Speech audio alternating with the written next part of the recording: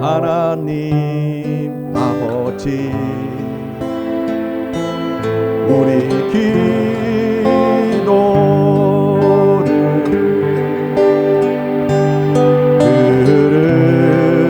들으소서. 응답하소서. 응답하소서. 하나님 아버지 우리 기도를 하나님 아버지 우리 기도를 들으소서.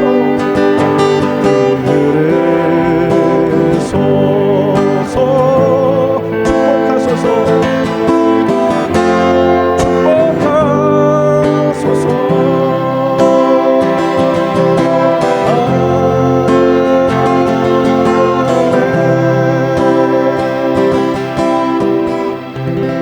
할렐루야. 하나님 말씀 마태복음 19장 16절부터 읽겠습니다. 재물이 많은 어떤 청년이 예수님을 만나서 이 사람의 신앙의 모습을 우리가 한번 보겠습니다. 어떤 사람이 주께 와서 이르되, 다 같이요, 시작.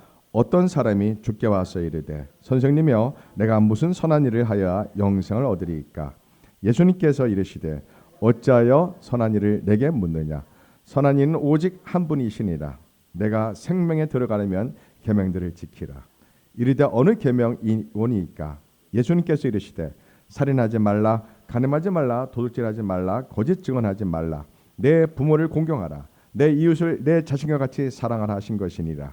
그 청년이 이르되, 이 모든 것을 내가 지켜 싸운데 아직도 무엇이 부족하니이까?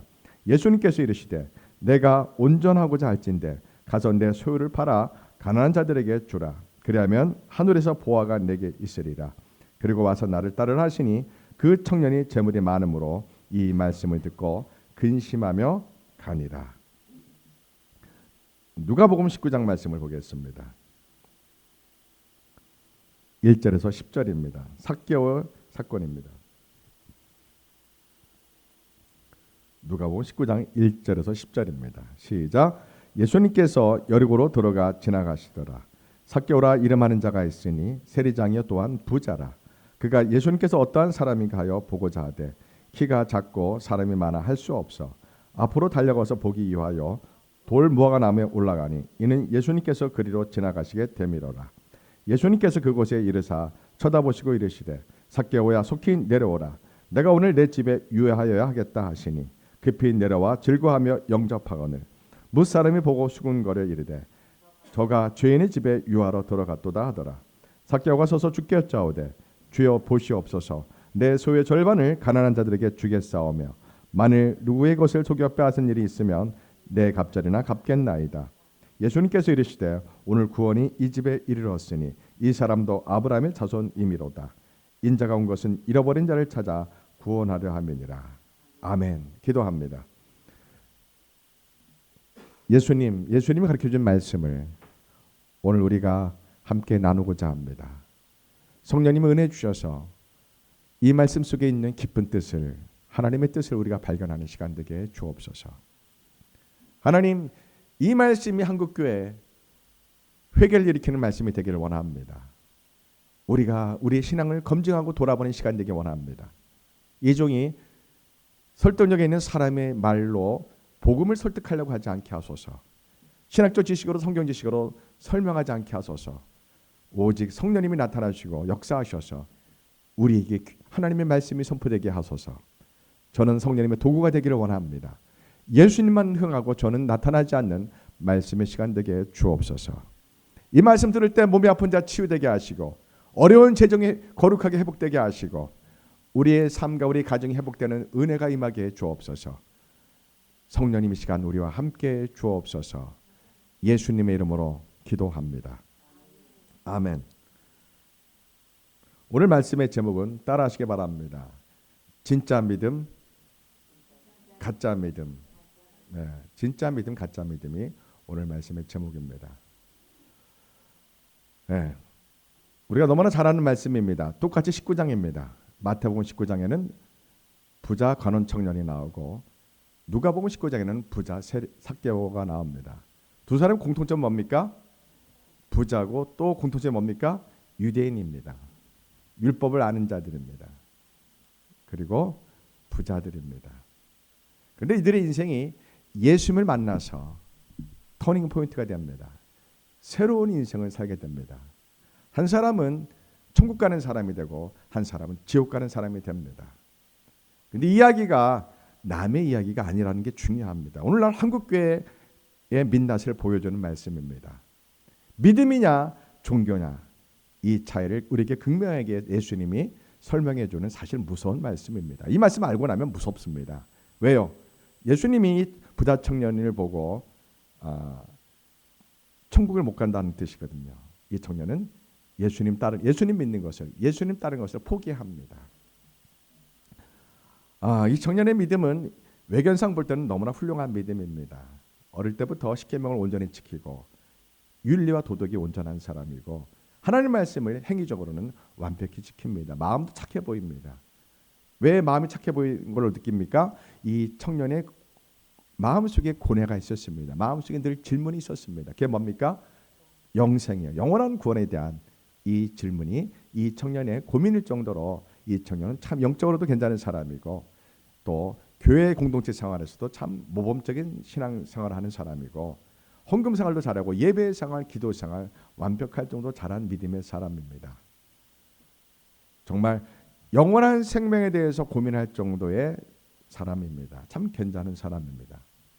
근데 이 사람이 예수님을 만나자 그 속에 아무도 모르겠거니 하면서 마음속에 숨어 있었던 그 사람의 거짓이 드러납니다.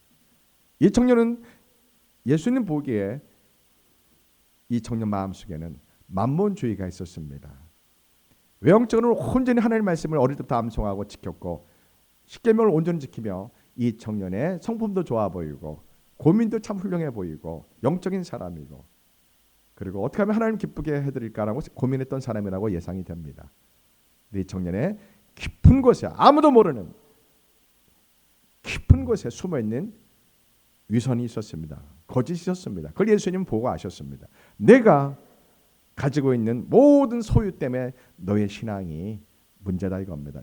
여러분 이건 참 너무나 안타까운 믿음의 모습입니다. 외형적으로 완벽합니다. 그런데 예수님 보시기에 이 청년은 하나님보다 돈을 더 사랑하는 사람이었습니다.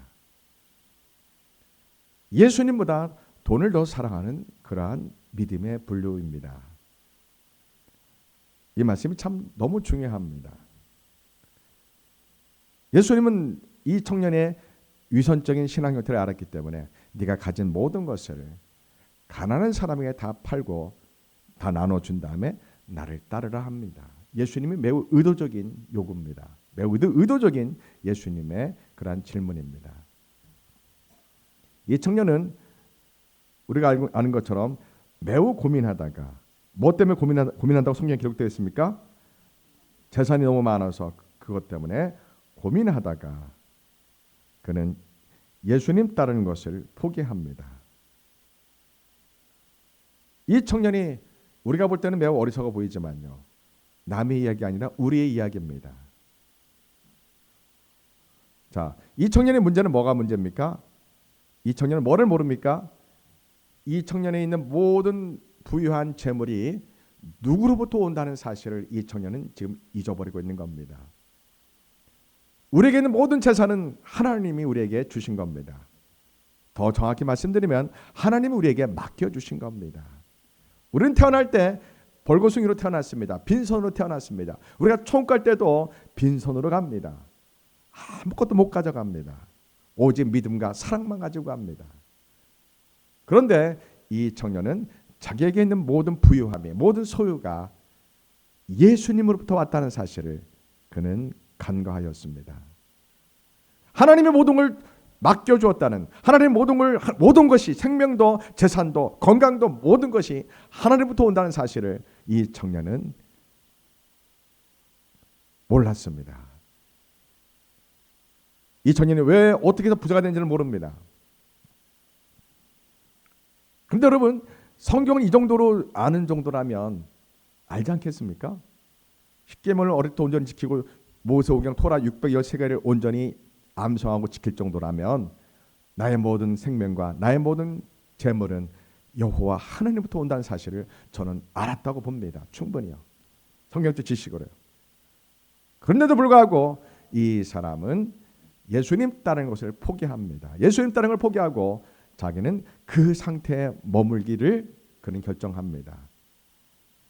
모든 걸 다 포기하고 모든 걸 다 내려놓고 내 재산을 다 가난을 다 나눠주고 그 예수님을 따르겠다는 것을 포기하고 그냥 모든 사람 앞에 믿음이 좋다는 칭송과 그리고 그 공동체에서 모든 사람한테 정말 신앙이 좋다는 그러한 많은 칭찬을 듣겠죠. 많은 헌금을 할 거고 많은 신앙생활을 잘했겠죠.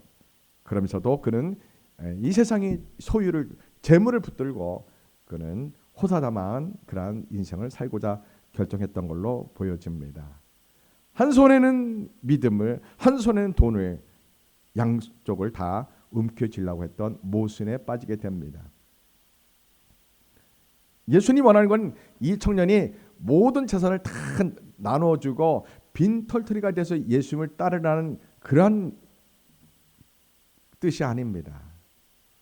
예수님 원하는 것은 네가 가진 재물이 누구의 것이냐를 알려주는 겁니다. 네가 가진 재물이 누구로부터 왔고 누가 주었냐는 것을 하나님이 주었다는 사실을 깨닫게 해주는 것뿐입니다.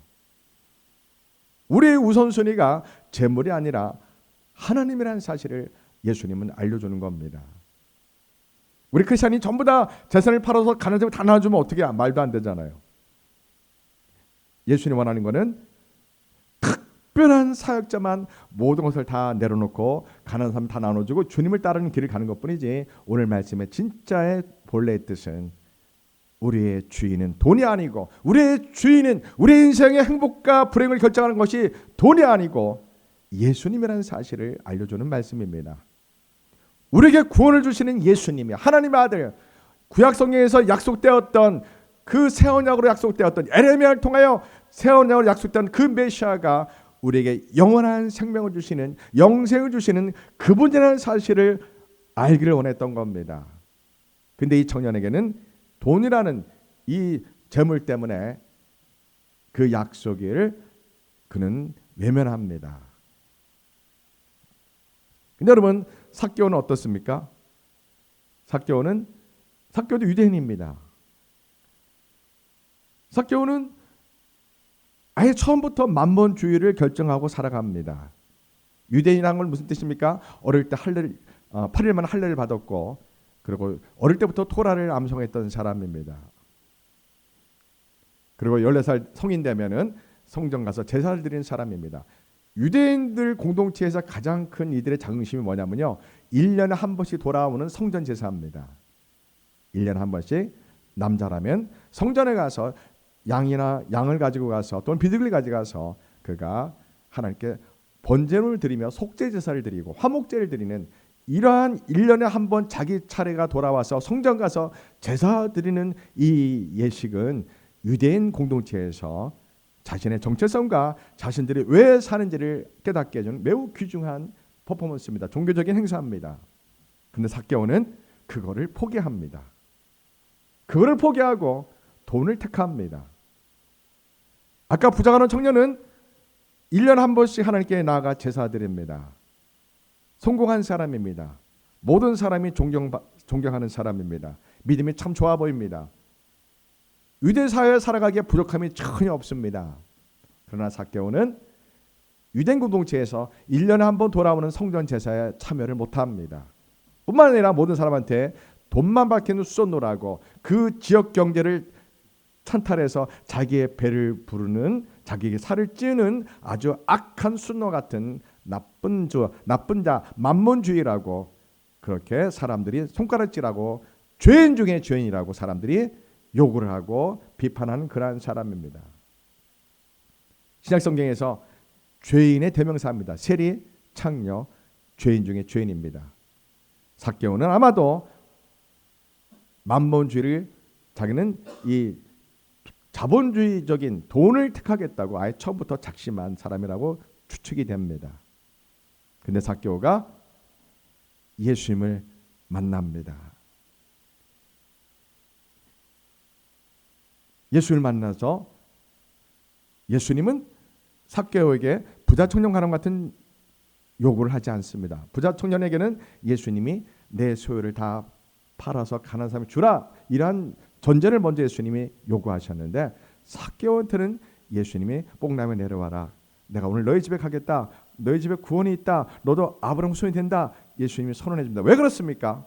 예수님은 사람의 마음을 꿰뚫어 보시기 때문에 압니다. 우리가 성경은 우리에게 많은 것을 상상하게 합니다. 삭개오 마음속을 예수님은 꿰뚫어 보셨습니다. 삭개오는 어떤 마음입니까? 모든 사람이 죄인 중에 죄인이여 세리라고 사람들이 손가락질하고 비판하고 욕했을지를 모르지만, 삭개오는 아마 그랬던 것 같습니다. 아, 내가 잘못 선택했구나. 내가 돈이면 모든 것이 행복할 거라고 생각했고, 내가 돈만 많으면 사람들한테 존경받고, 내가 돈만 있으면 잘 산다고 생각했는데, 이 길을 택해봤는데 내 인생이 불행한 인생이었구나. 아마도 삭개오는 깨달았다고 추정이 됩니다. 왜요? 그가 여리고, 예수님이 3년 6개월 사역을 마치고 여리고성을 지나서 이제 예루살렘으로 들어가기 직전입니다. 예수님이 마지막 십자가 순환받으러 들어가기 직전에 삭개오가 키가 작은 사람이라서 또 세리라서 사람들 틈에 끼기 어렵다고 추정이 됩니다. 그래서 그는 돌 감는 나무 위에 올라가서 예수님을 기다립니다. 예수님이 지나가기를 기다립니다. 그의 마음속을 우리가 느낄 수 있잖아요. 그가 어떤 마음인지요. 그가 무슨 생각을 갖고 있는지 우리가 예견할 수 있잖아요. 삭개오는 깨달았던 겁니다. 내가 인생을 잘못 결정했구나. 내가 돈을 택하는 것이 아니라 하나님을 택해야 되는데, 내가 바른 신앙을 택해야 되는데, 내가 돈만 있으면 행복할 거라고 잘못 인생을 택했구나. 아마 그렇게 그는 많은 번민을 하지 않았을까요? 많은 주변의 고향 친구들이 다 성전에 1년에 한 번씩 갈 때 삭개오는 얼마나 외로웠을까요? 저는 그렇게 보입니다. 삭개오가 많이 외로웠겠다. 자기 친구들은 성전 가서 양을 끌고 가가지고 자기의 죄를 용서해달라고 속죄제 번제를 드리면서, 그러면서 대제사장으로부터 당신의 죄가 용서받았습니다. 하나님은 당신을 축복할 겁니다. 그 축복과 죄사함의 선언을 듣고서 그가 성전에서 내려오게 됩니다. 얼마나 그들은 그걸 자랑했을까요? 얼마나 그들은 공동체에서 나 오늘 성전에 가서 속죄제사를 드리고 하나님께서 화목제 드리고 내가 대제사장으로부터 죄의 용서를 받았고 내가 축복을 받고 왔다고 얼마나 자랑했을까요? 삭개오는 그들의 자랑이 하는 소리가 아마 귀에 들렸다고 봅니다. 성경은 자세히 기록하지 않았지만 이 정황을 보면은 삭개오의 외로움이 보입니다. 왜요? 그가 돌 감난나무에 올라가서 예수님을 기다렸다는 이 장면 하나에 모든 것이 다 보입니다. 예, 이 글은 참 재밌습니다. 글은 문학이라는 형식을 갖고 있습니다. 그래서 글을 읽다 보면은 우리가 그런 장면들이 선하게 보입니다. 예수님이 삭개오의 그러한 번민과 고민과 후회와 그러한 회개하는 마음이 모든 것을 예수님은 보셨습니다. 삭개오야 내려오라, 내가 오늘 너희 집에 가겠다. 사람들은 수군거립니다. 사람들은 당연히 이해 못합니다. 예수님은 사람 마음을 보시기 때문에, 사람 마음의 중심을 보시기 때문에 예수님은 아십니다. 그러자 신기하게 부자 관원 청년에게서 나올 대답이 삭개오에서 나옵니다. 이게요. 두 텍스트를 비교하다 보면 놀랍습니다. 예수님은 그 부자 청년 관원에게 기회를 준 겁니다. 네가 영원한 생명을 얻고 싶으냐? 네가 진짜 믿음을 갖고 싶으냐? 네가 진짜 하나님을 예배하고 싶으냐? 네가 진짜 하나님을 만나고 싶으냐? 네가 구원받고 영생 얻고 싶으냐? 너의 신앙은 사실 네가 알고 내가 알지 않았느냐? 너의 신앙은 거짓된 위선자의 신앙이 아니었느냐? 사람들이 볼 때는 좋은 신앙이라고 말했지만은 사실 너는 하나님보다 돈을 더 소중하게 여겼던 믿음이 아니었느냐? 예수님이 그거를 그 청년에게 알려준 겁니다. 깨닫게 해준 겁니다. 그리고 마지막 기회를 준 겁니다. 지금 네가 여태까지 거짓된 신앙생활을 하며 남이 볼 때는 정말 제일 좋은 신앙같이 보였지만 이제 너는 그 모든 것을 진실을 네가 이제는 밝혀야 되지 않겠느냐. 예수님이 이 청년에게 회개할 기회를 준 겁니다. 구원 얻을 기회를 준 겁니다. 겉으로는 외형적으로는 믿음이 좋아 보이지만 사실 네 믿음은 거짓된 포장된 믿음이 아니었느냐? 네 믿음은 가면 같은 믿음이 아니었느냐? 그래서 예수님이 네가 가진 모든 재물을 다 팔아서 가난한 사람에게 다 나눠주는 이러한 회개를 하고 네가 나를 따른다면 너에게 영원한 생명을 주리라. 내 제자가 되게 하리라. 예수님 그렇게 최고의 축복을 알려줬지만 이 부자가난 청년은 불행하게도 영적인 하나님의 나라에 대해서는 관심이 없는 사람이었습니다. 지극히 종교적인 사람이었습니다. 말씀도 알고 11조 생활도 잘하고 헌금 생활도 잘하고 예배도 잘 드리고 그리고 십계명을 온전히 지킨 사람이 영원한 생명에 고민했던 사람인데 불구하고 예수님의 말씀을 그는 고민하다가 그는 예수님 따르는 것을 포기합니다. 그 예수님이 이 부자가난 청년이 듣고 싶은 그 대답이 세상에 삭개오 입에서 나옵니다. 이게요. 놀랍게요. 삭개오에게는 예수님이 아무 말도 안 하셨습니다. 그냥 너희 집에 구원이 있다 이 말씀만 하셨고 너희 집에 가서 함께 음식을 나누자. 오늘 내가 너희 집에 가겠다.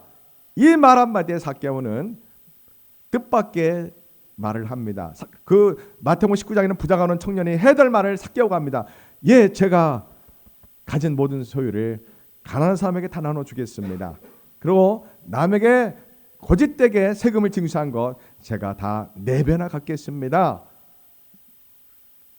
이 결단을 하는 겁니다. 이 말을 하는 겁니다. 예수님이 깜짝 놀랐을 겁니다. 그리고 아셨을 겁니다. 삭개오는 그렇게 예수님 앞에 회개할 거라고 예수님은 아셨다고 저는 예상이 됩니다.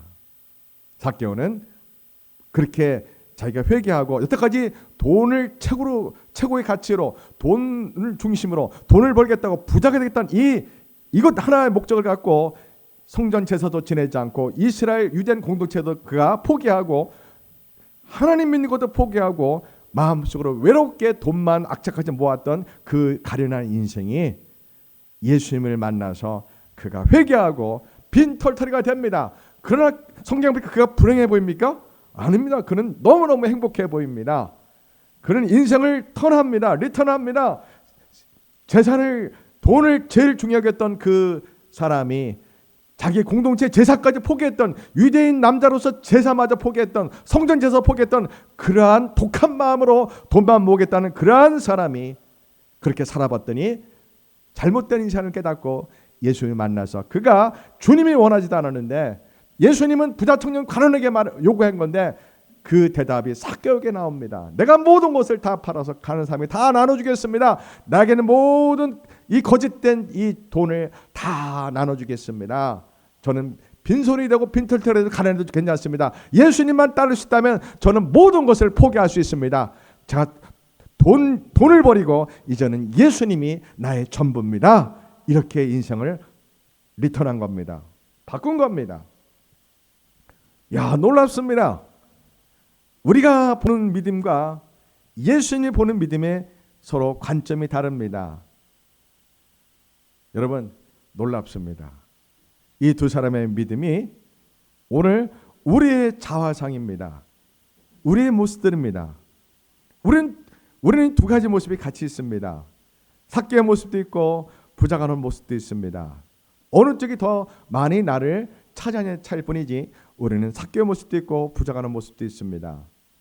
오늘 마태복음 19장과 이 누가복음 19장 두 말씀을 비교하면서 하나님 우리에게 들려주시는 말씀이 많습니다.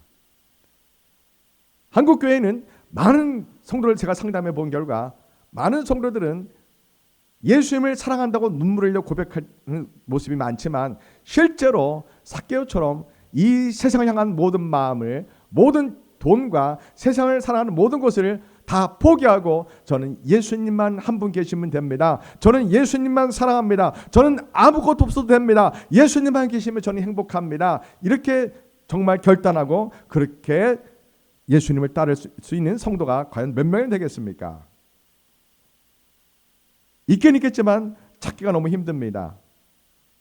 대부분 사람들의 믿음은 어떻습니까? 이 부자가난의 믿음입니다. 신앙생활 잘하고 예배 잘 들고 헌금도 잘하고 교회 헌신도 잘하면서 동시에 하나님의 축복으로 부자가 되었다는 이러한 칭찬을 받기를 사람들이 즐겨합니다. 물론 하나님이 그걸 원할 수도 있습니다. 그러나 영적인 원칙이 있습니다. 영적인 질서가 있습니다. 우리가 먼저 삭개오 같은 이러한 온전한 회심을 이룬 다음에야 하나님 우리에게 거룩한 재정을 부어주십니다. 왜요? 관점이 바뀌어야 되기 때문에 그렇습니다. 아무리 나에게 돈이 많을지라도 이 돈이 내 거라고 생각하면 이건 아직 회심한 사람이 안 됩니다. 하나님이 나에게 맡겨주었다고 생각해야 됩니다. 내 생명도 내 거가 아니고 예수님 겁니다. 내 소유도 내 재정도 모두 다 예수님 거라고 생각할 때 하나님 우리에게 모든 것을 맡겨주시는 재정의 거룩한 축복을 주십니다. 이 영적 원리가 다릅니다. 내가 먼저 삭개오처럼 하나님 앞에 온전해야 됩니다. 주님, 저는 아무것도 없어도 예수님 한 분 계시면 됩니다. 예수는 저의 전부입니다. 예수는 저의 생명입니다. 예수님은 저의 전 재산입니다. 예수님 없으면 살 수가 없습니다. 한순간도 살 수가 없습니다. 이런 고백을 우리가 온전히 삭개오처럼 할 때에 우리가 온전히 거듭나는 믿음의 상태가 됩니다. 이런 영적 원리가 우리에게 따라오는 겁니다.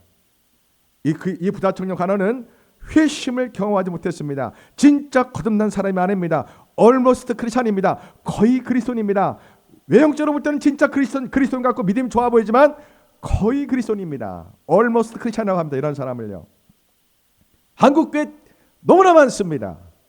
대부분 종교입니다. 예수님을 위해서 삭개오처럼 모든 걸 다 포기할 수 있습니까? 아무것도 내가 없어도 주님을 위해서 내가 모든 걸 다 포기하겠다고, 다 내려놓겠다고, 아무것도 없어도 된다고, 예수님 한 분만 계시면 된다고 이렇게 결단 있게 주님 앞에 고백할 수 있는 믿음이 과연 몇 명이나 있겠습니까? 성도들뿐만 아닙니다. 목사님들도 마찬가지입니다. 너무나 많은 목사님들이 등 따시고 배부른 분들이 너무나 많습니다. 우리 중형교 이상 되는 목사님들, 대형교 목사님들 모든 것 다 재정을 내려놓고 가난한 사람이 다 나눠주고 예수님을 따를 만한 그런 믿음이 되어 있습니까? 정말 묻고 싶습니다. 목사가 왜 됩니까? 목사는 등 따시고 배부른 일을 하려고 목사 된 게 아닙니다. 예수는 머리 두 곳도 없으셨습니다. 하나님의 길을 따르겠다고, 예수님의 길을 따르겠다는 사람은 삭개오 같은 자세가 되어야 됩니다. 모든 재산과 모든 집을 다 팔아서 가난한 사람에게 나눠줄 수 있는 그러한 목사님들이 오늘날 하나님이 원하십니다. 마지막 한국교회는 위기 가운데 있습니다. 중형교회 되는 목사님들 결단하십시오. 재산과 아파트와 재물을 다 팔아서 삭개오처럼 가난한 사람에게 다 나눠주십시오. 그러면 세상이 교회를 존경합니다. 세상이 교회를 좋아합니다. 한국의 교회가 한국의 다른 종교도 마찬가지입니다. 모두 다 물질로 만본주의에 타락했습니다. 이 땅의 정치인들도 애국심보다는 돈으로 타락했습니다. 이 땅의 노조 지도자들도 이 땅의 수많은 리더들이 돈에 오염되고 타락해서 양심을 외면하고 버리고 원칙과 법을 지키지 않는 대한민국 사회의 마음이 아픕니다. 먼저 우리 목사님들이 오늘 삭개오를 본받았으면 좋겠습니다. 중형교회 상인 목사님들, 대형교회 목사님들, 예수님을 위해서 삭개오처럼 모든 것을 다 포기하고 내려놓고 예수님을 따라갑시다. 목사가 된다는 것은 처음부터 모든 걸 다 포기하고 내려놓는다는 걸, 희생한다는 것을 각오하고 목사가 된 겁니다. 잘 먹고 잘 살기 위해서 목사 된 거 아닙니다. 명예를 얻기 위해서 권세해서 목사 된 거 아닙니다. 다 내려놓고 예수님 따르겠다고 우리가 그렇게 목사 된 거 아닙니까? 오늘 예수님을 원하는 겁니다. 삭개오 같은 믿음을 원하는 겁니다. 삭개오 같은 결단을 우리 성도들이 하시기 바랍니다. 내가 가진 재산과 내가 가진 생명, 내 자녀 모든 것 하나님 겁니다. 내 거는 없습니다. 어떤 은사도 능력도 내 것은 없습니다. 다 예수님 겁니다. 우리에게 맡겨주신 겁니다. 성령 능력으로 은사 사역하는 목사님들 때 아닙니다. 성령님이 맡겨주신 것뿐입니다. 하나님이 주신 말씀을 전하는 목사님들, 성경을 잘하는 신학 교수님들, 하나님 말씀 갖고 장사하면 안 됩니다. 성령님이 주신 은사 갖고 장사하면 안 됩니다. 그거는 가짜 믿음입니다. 하나님은 살아계십니다. 하나님은 심판하십니다. 하나님은 바보가 아닙니다. 하나님은 다 지켜보고 있습니다. 하나님의 시선을 느껴야 됩니다. 하나님이 불꽃같은 눈동자로 우리를 지켜본다는 사실을 그걸 모른다면 그 믿음은 의심스럽습니다. 믿음은 둘 중에 하나입니다. 진짜 믿음, 삭개오 같은 진짜 믿음이 있고요. 부자가랑 같은 가짜 믿음이 있습니다. 여러분 어떤 믿음입니까? 우리는 우리의 믿음을 의심해보고 검증해 보셔야 됩니다. 우리가 종합검진 받으러 병원에 가면 뭐 합니까? 엑스레이 찍고 CT 촬영합니다. 왜 찍습니까? 우리 몸에 어떤 병이 있는지 의사 선생님이 엑스레이와 CT로 우리를 다 찍고 우리 몸을 살펴보는 것처럼 영적인 엑스레이를 여러분이 찍어야 됩니다. 영적인 CT 촬영을 해야 됩니다.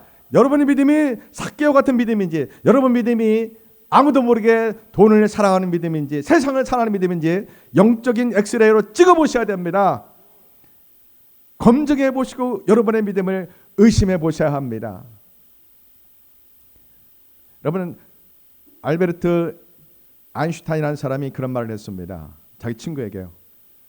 내가 가진 연구한 모든 것이 내가 갖고 있는 실력보다 사람들이 더 많이 나를 위대하게 보고 칭찬받는 것이 너무 두렵고 부담된다는 겁니다. 나는 그 정도의 실력이 안 되는데 사람들이 자기를 너무 과대하게 칭송한다는 겁니다. 그래서 본의 아니게 자기가 사기꾼 같은 느낌을 받는다고 합니다. 이것을 1978년 폴린 클래스라는 미국 상담학자가 그러한 것을 발표했습니다. 그걸 뭐라고 합니까? 가면증후군이라고 합니다. 가면증후군요. 예. 많은 성공한 정치인들, 기업가들, 그리고 연예인들, 스포츠에 있는 사람들이 자기의 성공이 사람들이 보는 것보다 너무 부풀려져서 사람들이 자기를 너무나 위대하게 보는 것에 자기의 인생이 진실된 자기의 정체성으로 살지 못하고 가면을 쓴 것처럼 그렇게 사람들 앞에 행사를 해야 되고 그렇게 말을 해야 되고 그렇게 보여야 돼서 자기의 아픔과 자기의 슬픔을 있는 그대로 표현하지 못하는 이러한 인생을 가면증후군이라고 합니다. 그래서 아마존에서 베스트셀러는 책이 있습니다. 사회적으로 성공한 가면증후군이라는 책 제목입니다. 영국의 임상 심리학자가 쓴 책입니다. 히포드라는 교수가 쓴 책인데요. 그 사람 그 책을 썼는데 그 책에 하면 사회적으로 성공한 사람들이 약 70%가 가면증후군에 시달린다고 합니다. 이런 사람이 행복해요? 불행해요? 불행한 겁니다. 자기 인생이 없는 겁니다. 자기가 고민하고 외롭고 슬프고 이러한 자기의 실수와 자기의 이러한 실패를 있는 그대로 직시하지 못하는 겁니다. 늘 가면을 쓴 것처럼 그렇게 인생을 살아야 되는 겁니다. 약 70% 정도가 이 가면증후군에 시달린다고 합니다. 오바마 대통령 부인 미셸 오바마도 이 가면증후군에 굉장히 힘들었다고 합니다. 그러면 이 가면증후군을 어떻게 우리가 이거를 해결할 수 있을까요? 관점을 바꾸라고 합니다. 가면증후군에 걸린 사람들은 합리화한다고 합니다. 내가 높은 인생의 높은 수준으로 자기가 목표를 정하고 그리고 자기를 스스로 능력이 많은 사람처럼 이렇게 자기가 착각한다고 합니다. 예. 그러면은 자기의 진실한 내면을 외면하게 됩니다. 그래서 그 히퍼드 그 심리학자 교수님이 그렇게 권면합니다. 관점을 바꾸고 그 자신의 어려운 문제를 직면하라고 합니다. 외면하지 말고 직면하라고 합니다. 실패를 두려워하지 말고요. 불편을 직면하라. 불편을 느끼면은 자기의 발전으로 삼으라는 겁니다. 자기가 어떤 높은 실력 있는 사람은 늘 거기에 목표를 정하지 말라고 합니다. 그것은 자기 인생을 속이는 거라고 합니다. 그래서 자신의 어려운 점, 실수하는 점, 불편한 점, 자기의 그러한 단점 이것을 외면하지 말고 직시하라는 겁니다. 자, 여러분 제 이야기를 왜 합니까? 그 부자 청년 간호는 아마도 사람들의 시선에 의해서 자기의 신앙이, 자기의 믿음이 인정받고 싶고 그렇게 보여주는 삶을 살았다고 보여집니다. 오늘날 교회에 많은 장로님들, 권사님들, 많은 목사님들이 정말 자신의 갖고 있는 신앙이 진짜 믿음이 있고 사람들에게 보여주기 위해서 관계적으로 직분적으로 보여주는 가면 쓴 그런 믿음의 모습이 있지 않겠습니까? 이것을 더 이상 우리가 감추고 내가 믿음 좋은 목사처럼 내가 믿음 좋은 장로처럼 권사처럼 그렇게 가면을 쓰고 신앙생활을 더 이상 하면 안 됩니다. 삭개오처럼 가면을 벗어야 됩니다. 이제 자기의 진실을 하나님 앞에 다 고백하고 회개해야 됩니다. 저는 이것을 이렇게 설명해 보았습니다. 신앙 가면 증후군이 있다고 봅니다. 믿음의 거짓 가면 증후군이 있습니다. 외식하는 믿음이 있습니다. 사랑하는 성도 여러분, 잘 아실 겁니다. 내 믿음이 어떤 믿음인지 잘 아실 겁니다. 내 믿음은 진짜 성령의 역사로 정말 예수님을 만나서 예수님을 향한 불같은 열망으로 내가 아무것도 없어도 예수님 한 분만 있으면 된다는 그러한 진짜 삭개오 같은 믿음인지, 아니면 여전히 사람을 의식하고 다른 사람을 늘 의식하면서 나는 이렇게 믿음이 좋은 사람이야 라고 거짓된 가면의 믿음을 쓰고 있지 않는지, 오늘 우리는 한번 우리 자신의 믿음을 검증해 봤으면 합니다. 정말 내 믿음이 진짜 좋은 믿음인지 가짜 믿음인지 우리가 내 믿음을 의심해 보시고 검증해 보시고, 그리고 영적인 대수술을 하셔야 합니다. 우리가 예수님 앞에 직면해야 됩니다. 이 부자 청년은 예수님 앞에 예수님 원하시는 요구를, 회개의 요구를 외면했습니다. 우리는 주님 앞에 기도하면서 주님 우리에게 말씀하시는 것이 있을 겁니다. 사랑하는 딸아, 사랑하들아, 네가 이런 문제가 있지 않느냐? 너 이것을 포기해야 되지 않느냐? 너 이것을 회개해야 되지 않느냐라고 예수님은 우리가 기도할 때, 예배할 때 우리 마음속에 분명히 요구하시는 게 있습니다. 그것을 우리는 주님 앞에 삭개오처럼 결단하셔야 됩니다. 예수를 위해서는 모든 것을 포기하겠습니다. 예수를 위해서는 모든 것을 다 희생하겠습니다. 저는 예수님 한 분만 계시면 됩니다. 세상에 그 모든 것이 다 주어진다 한들 예수님이 없으면 그는 지옥 가는 사람입니다. 가장 불행한 사람입니다. 세상적으로는 실패했을지 모르지만 예수님이 계시다면 우리는 가장 행복한 사람입니다. 왜냐고요? 오늘 마태복음 19장에 보니까 제자들이 옆에서 구경하고 있다가 예수님께 질문합니다. 뭐라고 질문합니까? 그러면 누가 구원을 받을 수 있겠습니까?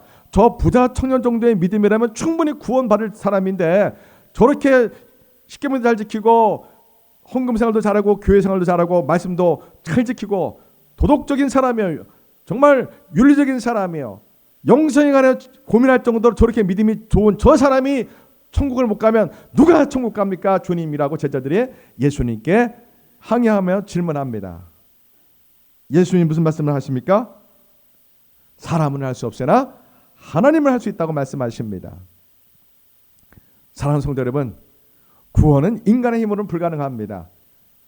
우리가 아무리 착한 일을 많이 해도, 우리가 아무리 하나님께 하나님의 말씀을 온전히 지킨다 할지라도 내 안에 예수님으로 충만하지 않으면, 우리 마음속에 아직까지 세상을 사랑하는 마음이 위선적으로 남아있다면, 아무도 모르게 내 마음속에 돈을 사랑하는 마음이 있다면, 아무도 모르게 은밀한 죄가 반복적으로 습관적으로 지는 것이 내 속에 있다면, 우리는 어쩌면 이 부자 청년 같은 신앙의 가면을 쓴 위선된 신앙의 모습일 수 있습니다. 사람은 속일지 모르지만 예수님은 못 속입니다. 사람은 속일 수 있지만 하나님을, 성령님을 속일 수가 없습니다. 우리의 눈에도 보입니다. 우리는 삭개오처럼 모든 것을, 세상 사랑하는 것을 다 내려놓고 포기합시다. 예수님 외에 내가 신앙에 방해되는 모든 세상 것을 다 끌어냅시다. 그것이 진짜 믿음입니다. 한국교회는 진짜 믿음과 가짜 믿음이, 알곡과 쭉정이가 함께 있습니다. 근데 시간이 얼마 남지 않았습니다. 예수님이 언제 오실지 알지 못하지만 예수님은 곧 오실 겁니다. 세상의 죄악들이 홍수처럼 관영합니다. 더 이상 하나님이 기다리지 않습니다. 여태까지 하나님은 자비롭고 은혜로운 하나님의 성품으로 우리를 기다려주시고 우리가 회개하기를 기다리셨습니다. 하나님은 바보가 아닙니다. 하나님은 모든 세상의 열방의 사람들, 모든 사람을 다 살펴보는 전지전능한 분이십니다. 하나님은 모든 사람에게 회개할 기회를 다 주셨습니다. 죄를 버리고 악을 버리고 이기적을 버리고 자기중심 생활을 버리고 하나님도 사랑하고 세상도 사랑하는 이 모든 걸 다 끊어버리고 예수님만 사랑하라고, 돌아오라고, 삭개오처럼 모든 걸 회개하고 돌아오라고 충분한 시간을 우리 하나님이 모든 사람에게 다 주셨습니다. 이제 이 시간이 거의 끝나갑니다. 이제 주님이 곧 오실 겁니다. 여러분, 전도서에 보면 유명한 말씀이 많습니다. 전도서 보면은 솔로몬이 천명에 대한 부인과 살았고 이스라엘 위대한 왕이었습니다. 그가 나이 늙어 인생을 돌아볼 때 그는 깨닫습니다. 내가 왕이 돼서 부인을 천명에 이루고 호의호식 다 해보고 만나는 음식, 좋은 옷, 부하명예, 권세 다 누려봤는데 그 결과가 어떻다고요? 헛되고 헛되며 헛되고 헛되니 모든 것이 헛되로다. 사람들이 손으로 바람을 잡는 것처럼 인생을 사는구나라고 전도서 6장에 나옵니다. 그럼 솔로몬이 뭐라고 외칩니까? 사람이 죽으면 무슨 일이 일어날지 아는 사람이 지혜로운 사람이라고 말합니다. 전도서 12장 마지막 장에는 사람이 죽은 후에는 반드시 하나님의 심판이 있다고 모든 사람에게 그렇게 말하면서 그는 회개합니다. 여러분, 우리 인생은 바람처럼 쏜살처럼 지나갑니다. 그렇게 시간이 많지 않습니다. 지금 바로 우리가 결단하고 끊으셔야 됩니다. 내 마음에 예수님 이외에는 아무것도 없으셔야 됩니다. 특히 우리 목사님들, 예수님 이외에는 내 마음에 목회적 야망도 끊어내시고 돈을 사랑하는 것도 끊어내시고 사람한테 명예와 권세 얻는 거 다 끊어내시고 오직 예수님만 마음에 계셔야 됩니다. 왜요? 유튜브는 참 무섭습니다. 유튜브 설교를 들어보면요, 그 설교자의 영상이 다 드러납니다. 무섭습니다. 유튜브 설교를 내버린다는 건요. 자기의 영혼이 온 세상에 다 드러나는데 유튜브 설교를 막 합니다. 제 눈에는 기가 막힌 일이 너무 많습니다. 정말 삭개오 정도도 안 된 사람들이 설교하는 모습 보면 기가 막힙니다. 여러분, 영적인 세계는 무섭습니다. 기도하는 사람들이 다 지켜보고 있습니다. 삭개오처럼 예수님 한 분만이면 저는 행복하다고 이러한 결단과 이러한 고백으로 말씀을 전하셔야 됩니다. 우리 눈에는 보입니다. 목사님들, 그 마음이 보입니다. 설교를 듣다 보면 유튜브로요. 거듭나지 못한 목회자가 너무 많습니다. 삭개오처럼 거듭나지 못한 목사님들이 너무나 많습니다. 하물며 성도들은 말할 것도 없습니다. 한국교회는 90%가 종교라고 저는 확신할 수 있습니다. 예수를 위해서 모든 걸 포기하고 희생할 수 있는 성도가 몇 명이 됩니까? 그런 목사님이 몇 명이 되겠습니까? 믿음은 내 안에 예수님 그분 한 분만으로 모든 것을 다 포기할 수 있는 게 믿음입니다. 왜요? 예수님 믿고 영원한 생명이 주어지기 때문에 그렇습니다. 믿음은 죽음도 두렵지 않습니다. 믿음은 돈 한 푼 없어도 두렵지 않습니다. 믿음은 아무도 없어도 두렵지 않습니다. 왜요? 살아계신 하나님이 나와 함께 하시기 때문입니다. 유튜브는 설교는 무섭습니다. 저도 유튜브 설교 올리면서 무섭습니다. 내 영혼이 사람들 앞에 다 드러나기 때문에 조심스럽고 무섭습니다. 사랑하는 목사님들, 유튜브 설교 무서운 겁니다. 여러분의 영성이 다 드러납니다. 여러분의 기도 안 하고 설교하는 것이, 여러분의 그 두 눈에 눈물 없이 설교하는 것이 다 드러납니다. 오늘 삭개와 같은 오직 예수님을 향한 결단이 우리 한국교회 목사님들과 한국교회 성도들에게 급히 요구됩니다. 믿음은 진짜 믿음이 있고 가짜 믿음이 있는데, 불행하고 안타깝게도 한국교회는 부자 가난 같은 믿음이 목표가 되는 교회와 목사님과 성도들이 너무 많다는 게 우리의 슬픈 자화상입니다. 믿음은 하나님의 거룩과 사랑으로 세상을 정복하고 이기는 권세와 능력이 있습니다. 믿음은 아무것도 없어도, 돈 한 푼 없어도 예수는 한 분 때문에 내가 행복하고 세상에 능히 승리하는 능력이 있습니다. 그게 믿음입니다. 믿음은 죽음도 두려워하지 않습니다. 믿음은 밤을 새워 기도하는 은혜가 있습니다. 그러한 믿음, 그러한 은혜가 한국교회 빨리 회복되어서 삭개와 같은 회개의 결단이 이 대한민국 교회에 가득하기를 우리가 기도합시다. 기도하겠습니다.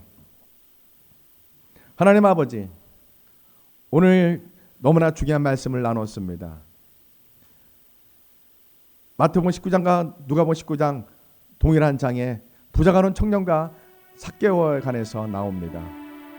우리의 믿음을 점검하는, 우리의 믿음을 의심해보는, 우리의 믿음이 가짜 믿음이 아닌지 우리가 돌아보는 말씀의 시간이었습니다.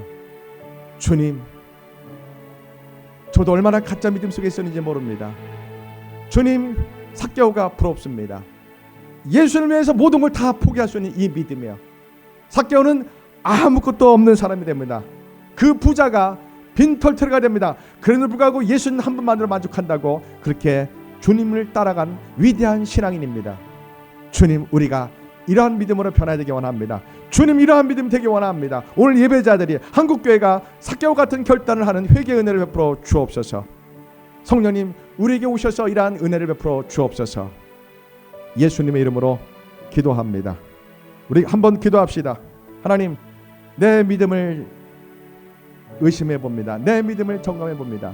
나는 정말 삭개오처럼 모든 걸 다 내려놓고 다 포기하고 희생하고 예수는 한 분만이면 된다고 그렇게 고백하는 진짜 믿음인지, 아니면 여전히 예수님과 세상 것을 같이 움켜잡고 있는 그러한 믿음인지 하나님, 내 자신을 돌아보며 회개합니다.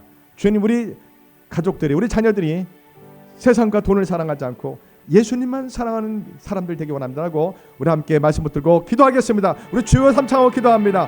주여, 주여, 주여, 살아계신 여호와여, 여호와여, 오늘 우리에게 귀한 말씀 주심을 감사합니다.